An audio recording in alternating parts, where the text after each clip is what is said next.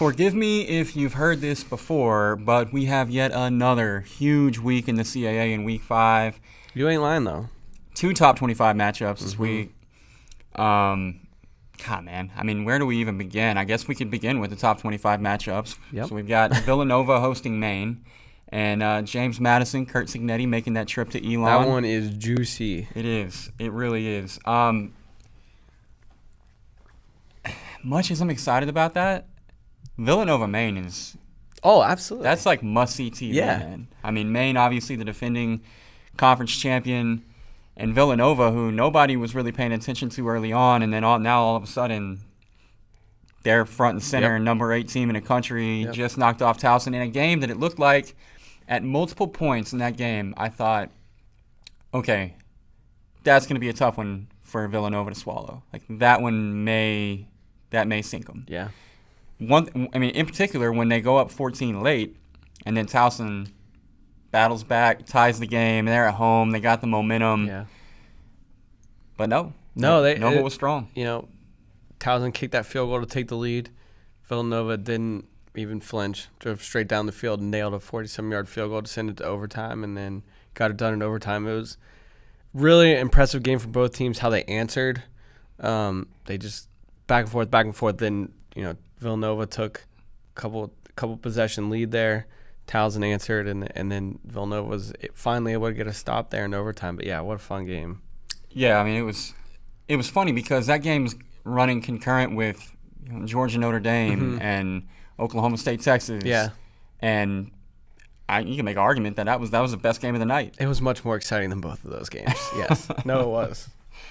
And then obviously in Elon we have the storyline that everybody wants to write, nobody can, which is Kurt Cignetti taking James Madison back to his old stomping grounds in Elon, North Carolina, against a team that he brought to Harrisonburg, Virginia. Got it first try that time. There you go, boom. And knocked off JMU last year. Yeah. So, I don't know. I mean, what stands out to you about that particular matchup? Is it the Cignetti versus Trisciani matchup at battle of the head coaching minds? Is it Elon quarterback Davis Cheek up against that defense? What stands out?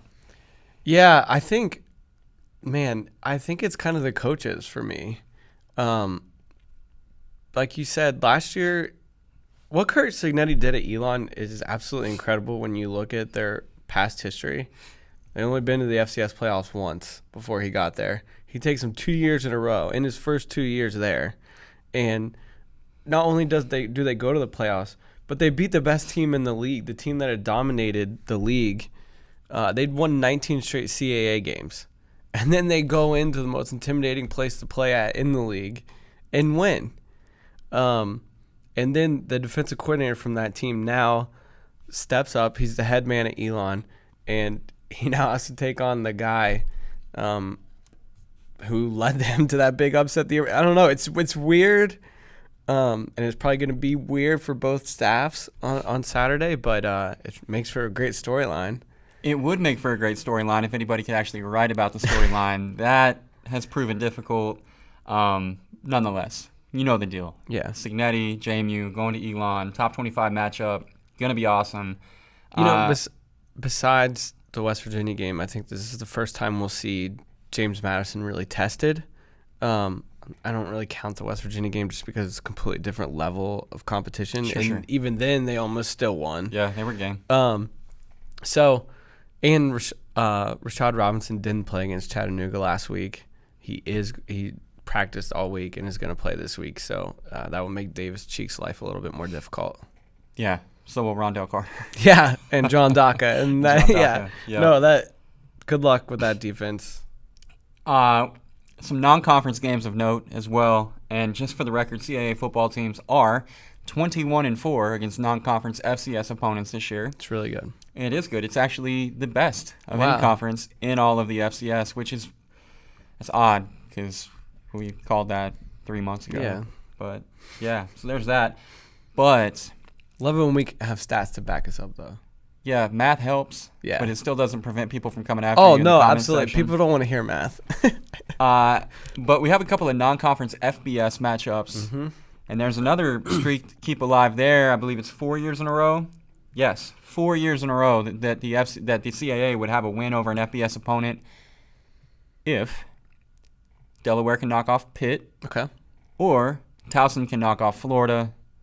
Thoughts? If I had to bet on one, or which one I think is more likely, it would definitely be Delaware Pitt. Pitt coming off that crazy game with UCF, where Narduzzi learned how to go for it on fourth down. Would it not just be the most Pitt thing ever to beat UCF and then lose the next week? Yeah, it would. Yeah, and Delaware's a top 20 FCS team, and I really liked what I saw from Nolan Henderson. Yeah, last week. Yeah. He was great. I love his dual threat ability. That dude can move. So I think that's your best bet. If Towson wasn't so banged up, that's the thing. I might like their chances better because Tom Flacco's going to ball, and those receivers are going to ball, but at the same time, like not having Shane Simpson really, really hurts. It does. And I hate it. I know. Because, I mean, you already know he's one of my favorite players in all of college football. I think he was the best player at the FCS level prior to the injury.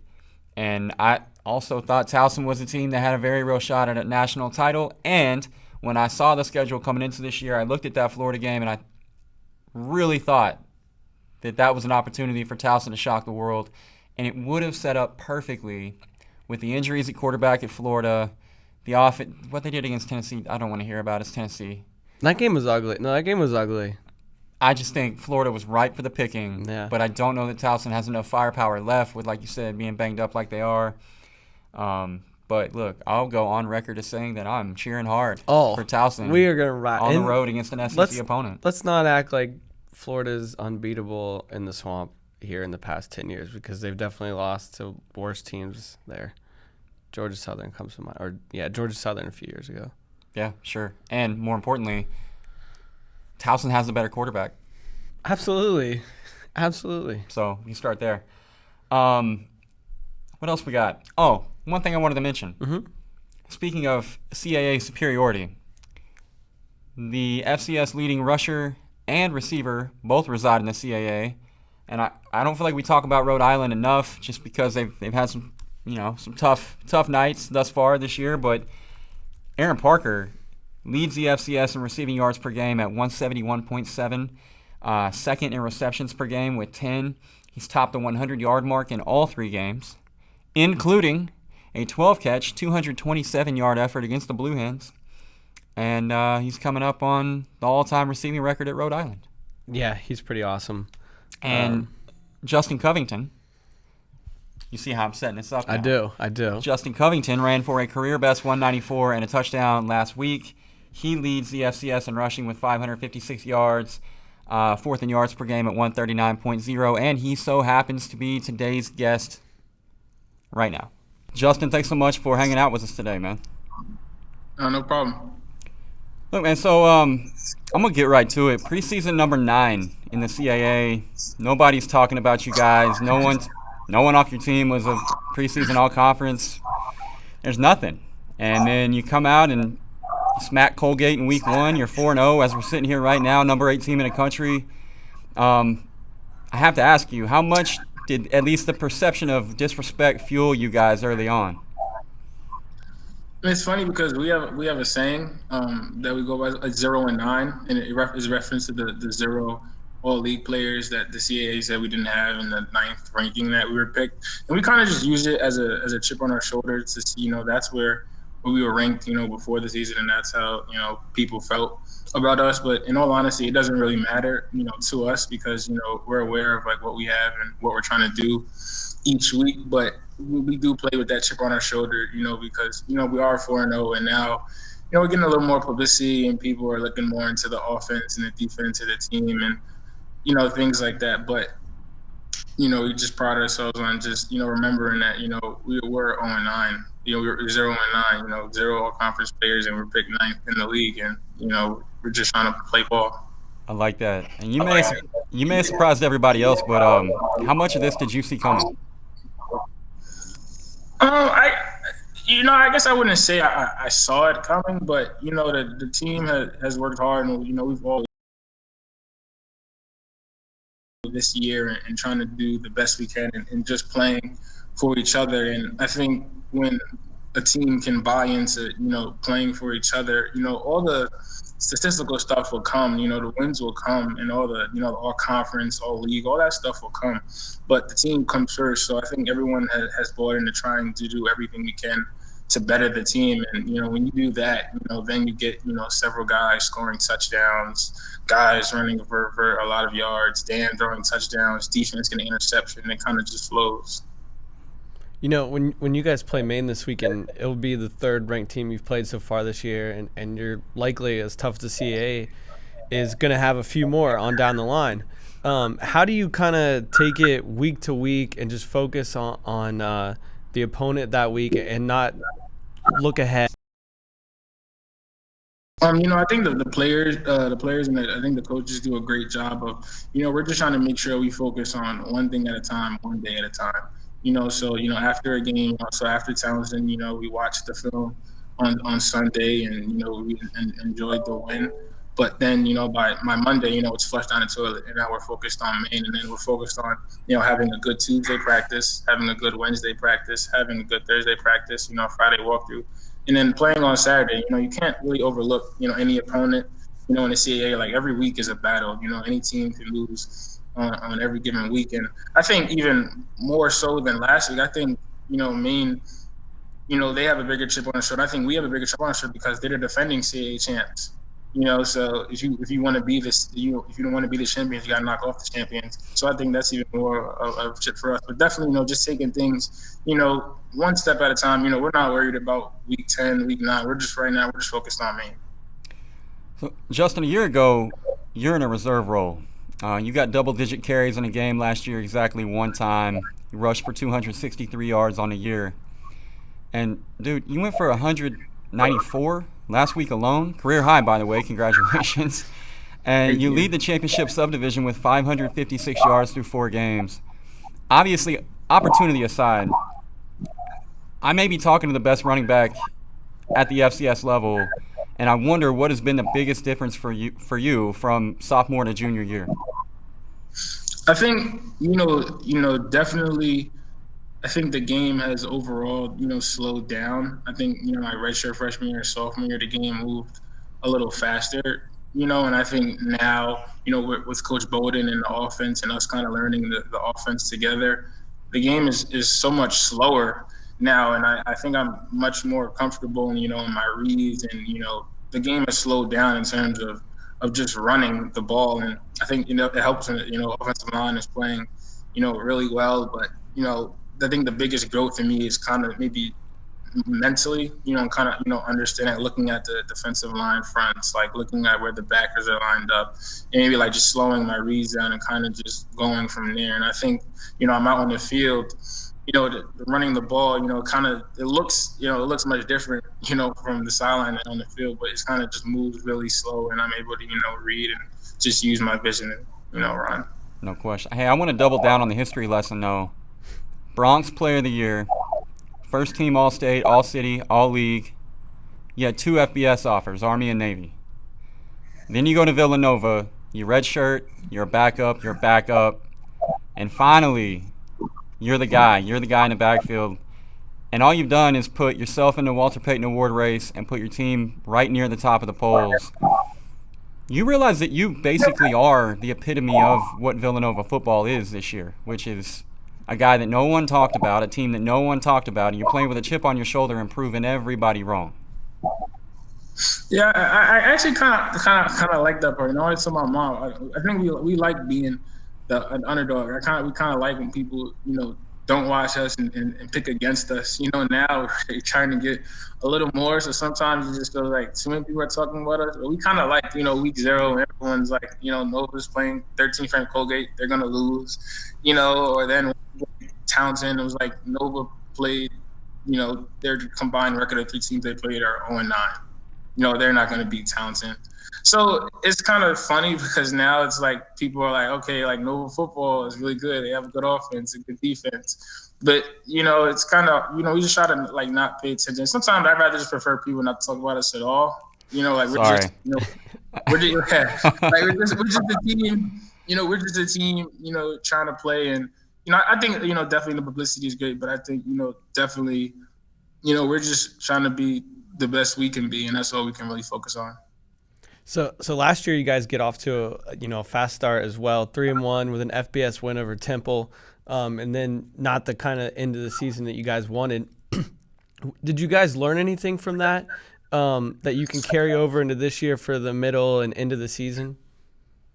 Yeah, it's funny you say that because I think last year translated over really well from this year because it's funny because the CAA, we weren't returning too many starters, but a lot of people played because of injuries. So a lot of guys who are playing now, who are starting now, have really played a lot, and we've kind of went through that struggle together. And I think last year taught us, after we beat Temple, and we're kind of on this high horse, and we kind of just felt like we were going to tear through the league. And I think at times we overlooked, maybe a day-to-day game and just the grind, of the CAA. So I think, now we understand the adversity that we're going to go through just on a day-to-day basis and in a game basis. And I think it kind of really showed, against Townsend, we scored, they scored, we scored, they scored, we turned the ball over, they scored, they turned the ball over, we scored. But on the sideline, it was never a sense of doubt or, we're going to lose or we're mad at the defense or the defense is mad at us. And I think last year it definitely helped us just to understand that, at the end of the day, we're just trying to win. Whether we score 50 points or we score 3 points, we're just trying to win. And whatever we have to do to win, we're going to try to do. But at the same time, there also is going to be ups and downs throughout that. And I think last year, going through, being on that high horse and kind of having tough games really kind of helped us translate into this year. So you got Maine this week. We'll have it live. What do you know about the Black Bears? How's preparation going for that game so far? It's going good. Maine, they have I think they have a great defense. I think they have two. I know they have one number. They have really number 9, number 5. I think one of them was a preseason predicted All-American. Another was an all-conference guy, and they have I think an all-conference corner. They have a lot of guys. They're big. They're physical. They're a good CAA team. Like you said, they're the defending CAA champs. That's nothing to really downplay. But at the same time, I think we're always focused on us. They're a great team, and we're preparing for what they do, how they line up and things like that. And then they were focused on what we have to run, focused on that and executing to the best we can, and we'll go from there. All right, man. So from 0-9 to the number 8 team in the country going into this week, 5 weeks in, what's the goal for this team now? What is successful look like for Villanova in 2019 now? Right now, the goal is just to beat Maine. That's what I think. That right now, that's the goal. It's funny. I think we all understand what the end goal is, but it doesn't need to be talked about in I guess broadcast. I think everyone who plays football, everyone wants a national championship and a conference ring. That's always the end goal. It's nothing less. That's what we want. But in order to do that, we just have to focus on the task at hand and what we have to do. So I think right now in 2019, the task is to go 1-0 this week. That's why he's a captain. That's why he's got that C on his jersey. An answer like that's pro stuff right there. Justin Covington leads the nation in rushing, and he leads the number 8 team in the country against Maine this weekend. My man, thanks so much for the time. Thank you, Justin. Thank you. Have a good one. Yeah, appreciate it. Special thanks to Justin Covington for coming on the show today.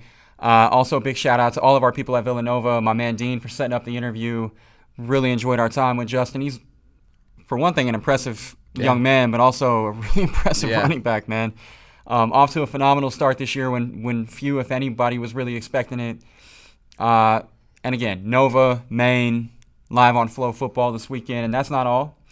We have JMU at Elon, like we've been talking about. Yes, that sir. One's going to be big with Maine, Villanova. Stony Brook, Rhode Island. Stony Brook has looked really impressive early this year on both sides of the ball. Meanwhile, URI is taking some tough L's, but that should be a pretty good game. And then we've got Duquesne, New Hampshire, the non-conference battle right there. Duquesne, obviously, a team that had a little something for Towson last year in the playoffs. Yeah, and, playoff team a year ago. UNH very aware of that. So I'm looking forward to seeing how that one shakes out. And William and Mary goes on the road to Albany. Is it at Albany? Yeah, at Albany. Okay. I'm really interested in that one. because the teams are just both are markedly improved from a year ago. Oh, absolutely, yeah. And it's a really big conference game. Neither team has played a conference game yet this year, and William and Mary's 2 losses are to FBS teams, Virginia and East Carolina. Yep. So that one's huge for both those teams. Both are sitting at 2-2, so it would get you to 3-2 and 1-0 in the CAA. So huge game there. Yeah, I mean, for both programs, a winning month of September. Oh, absolutely. Absolutely considered it, an overall win. And yeah, it's the what was it characterized as, the go-go versus throw. Yeah, there you have go. the go-go kind of run-heavy offense, William and Mary, and then the Villanova. I'm looking at the sheet, but Albany throw it all over the field. Yeah. Offense. So it should be a really fun offensive battle. Should be. We're looking forward to it. Another great weekend of CAA action on FloFootball.com and the Flow Sports app. And I think that Colonial time is up.